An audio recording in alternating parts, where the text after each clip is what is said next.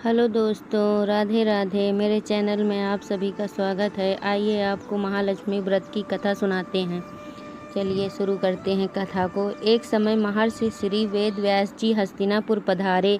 उनका आगमन सुन महाराज धृतराष्ट्र उनको आदर सम्मान सहित राजमहल में ले गए। स्वर्ण सिंहासन पर विराजमान कर चरणोदक ले उनका पूजन किया।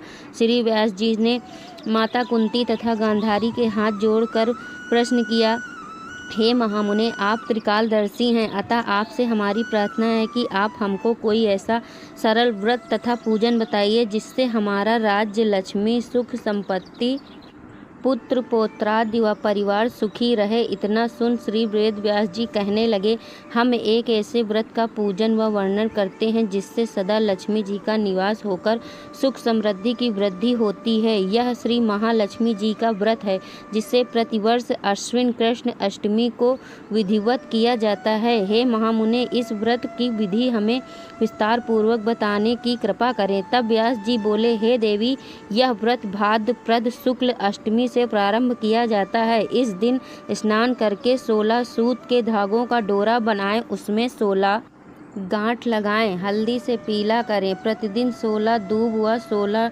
गेहूं डोरे को चढ़ाएं। अश्विन कुवार कृष्ण की उपवास रखकर मिट्टी के हाथी पर श्री महालक्ष्मी जी की प्रतिमा स्थापित कर विधि पूर्वक पूजन करें। इस प्रकार श्रद्धा भक्ति सहित महालक्ष्मी जी का व्रत पूजन करने से आप लोगों की राज्य लक्ष्मी में सदा अभिवृद्धि होती रहेगी। इस प्रकार व्रत का विधान बताकर श्री वेद व्यास जी अपने आश्रम को प्रस्थान कर गए। इधर समय अनुसार भाद्रपद शुक्ल अष्टमी से गांधारी तथा कुंती अपने अपने महलों में नगर की स्त्रियों सहित व्रत का आरंभ करने लगी। इस प्रकार 15 दिन बीत गए। 16वें दिन अश्विन कृष्ण की अष्टमी के दिन गांधारी ने नगर की सभी प्रतिष्ठित महिलाओं को पूजन के लिए अपने महल में बुलवा लिया। माता कुंती ने के यहाँ कोई भी महिला पूजन के लिए नहीं आई। साथ ही माता कुंती को भी गांधारी ने नहीं बुलाया। ऐसा करने से माता कुंती ने अपना बड़ा अपमान समझा। उन्होंने पूजन की कोई तैयारी नहीं की एवं उदास होकर बैठ गईं।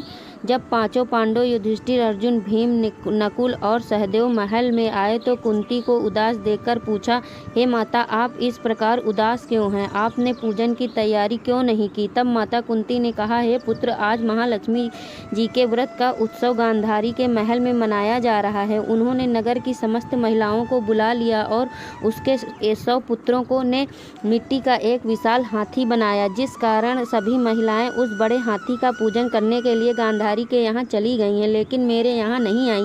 यह सुनकर अर्जुन ने कहा, हे माता, आप पूजन की तैयारी करें और नगर में बुलावा लगवा दें कि हमारे यहाँ स्वर्ग से के ऐरावत हाथी की पूजन होगी। इधर माता कुंती ने नगर में ढिंडोरा पिटवा दिया और पूजा की विशाल तैयारी होने लगी। उधर अर्जुन ने बाण के द्वारा स्वर्ग से ऐरावत हाथी को बुला लिया। इधर सारे नगर में शोर मच गया कि कुंती के महल में स्वर्ग से इंद्र का ऐरावत हाथी पृथ्वी पर उतर कर पूजा जाएगा।